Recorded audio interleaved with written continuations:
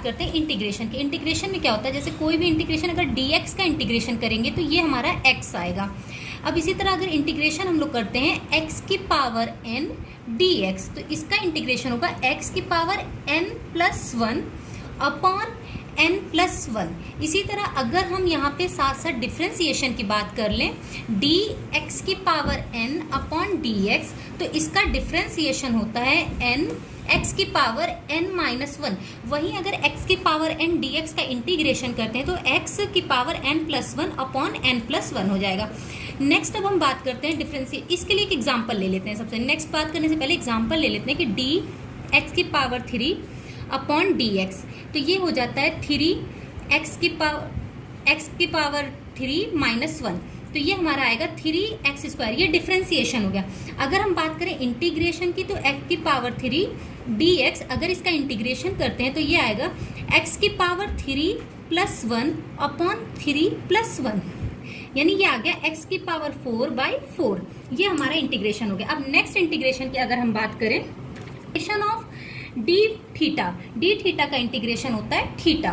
Next integration होता है integration of sine x dx। अगर हम इसका इंटीग्रेशन करते हैं तो साइन x dx का इंटीग्रेशन आता है -cos x। वहीं अगर d sine x upon dx, यानी साइन x का अगर हम डिफ्रेंसिएशन करते हैं तो ये आता है cos x।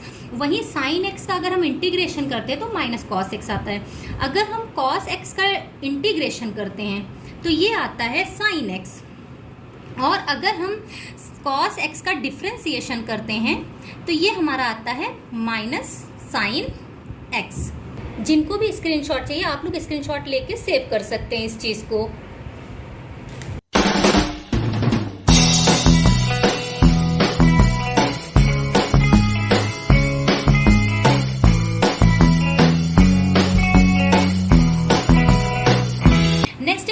है 6 नंबर पे कि अगर साइन के साथ कोई एक वेरिएबल दे दिया, a कोई एक वेरिएबल है और x है इंटू dx, इसका अगर हम डिफ्रेंसिएशन करते हैं तो यहाँ पे ये जो वेरिएबल साइन x का डिफ्रेंसिएशन तो हो जाएगा -cos ax, और x के साथ जो ये वेरिएबल है वो डिनोमिनेटर में चला जाएगा।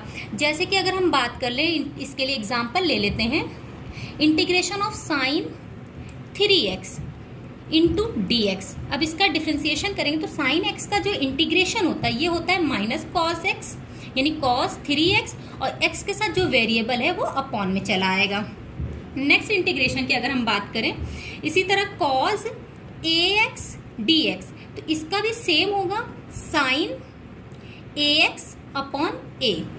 अब नेक्स्ट डिफ्रेंसिएशन जो हमारा है ये आता है sin square ax। Sine square ax का अगर हम डिफ्रेंसिएशन करते हैं तो हम ये जानते हैं कि साइन स्क्वायर ax को हम लिख सकते हैं -1 cos 2ax अपॉन 2, ये होता है। अब इस चीज़ को हम लोग आगे लिख सकते हैं, ये 1/2 बाहर ले लेंगे तो 1/2 अगर बाहर लेंगे तो इंटीग्रेशन क्या बचेगा, 1 cos 2ax dx। अब आगे अगर इसका हो गया, अब इसका डिफ्रेंसिएशन करेंगे तो ये कांस्टेंट है, कांस्टेंट का डिफ्रेंसिएशन तो x आ जाएगा, यानी इस dx का अगर अंदर मल्टीप्लाई करें 1 into dx -cos 2ax into dx, 1/2 dx का इंटीग्रेशन तो हमारा 1 मतलब x आ जाएगा माइनस। अब cos 2ax का डिफ्रेंसिएशन होता है माइनस, यानी sin 2ax अपॉन 2।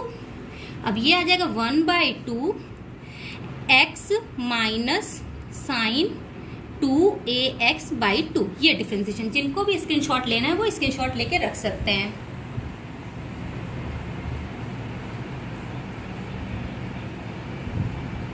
इनको ये भी चीज़ नहीं समझ आई, इसको हम यहाँ पे रफ में एक बार फिर से समझा रहे हैं, वो लोग समझ लेंगे। जैसे कि इंटीग्रेशन करना है साइन स्क्वायर ax का इंटीग्रेशन dx के रेस्पेक्ट में करना है, तो पहले तो साइन स्क्वायर थीटा को ट्रिग्नोमेट्री से हम लोग लिख सकते हैं साइन स्क्वायर ax की जगह पे 1 cos 2ax divided by 2 into dx। अब क्या करना है, यहाँ पे ये अपॉन 2 है तो इसका इस तरह लिख सकते हैं 1/2 cos 2ax/2 इन dx, और ये इंटीग्रेशन। तो अब यहाँ से हमारा क्या 1/2 कॉमन है, 1/2 हमने बाहर ले लिया, इंटीग्रेशन यहाँ बचा क्या 1 cos 2ax dx। अब हम क्या करेंगे, 1/2 इंटीग्रेशन इस dx का अंदर मल्टीप्लाई करेंगे तो 1 इंटू dx हो जाएगा minus cos 2ax into dx।